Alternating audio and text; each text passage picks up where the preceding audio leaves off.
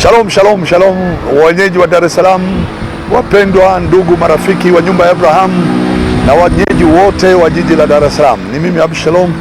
Ninapenda tena nitoe angalau tangazo fupi la kukukaribisha wewe pekee unayenisikia pamoja na wengine wote watakaoweza kuwa pamoja na mimi katika mkutano mkubwa kabisa wa Injili nitakaofanya pale uwanja wa Tiger Bunju sokoni.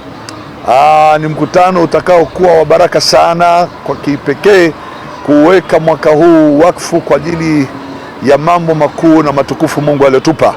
Ninakuomba wewe unayenisikia, rafiki, jamaa wa nyumba ya Abrahamu, na wale wapendwa wote wanaojua kwamba Yesu ametuunganisha kwa pamoja, tutumike pamoja. Karibu katika uwanja ule wa Tiger sokoni pale Bunju kuanzia tarehe 19 mwezi huu wa kwanza. Kuanzia tarehe 19 mwezi huu wa kwanza nitakuwepo pale. Tafadhali mkaribishe mwenzako.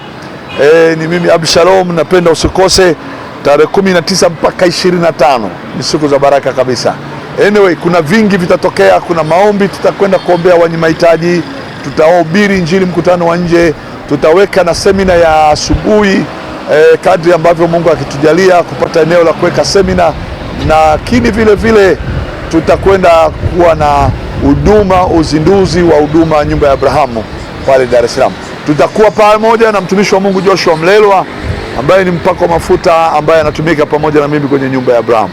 Usiache kufika. Karibu sana wewe mtu wa Dar es Salaam. Mungu akubariki. Ni mimi Abshalom.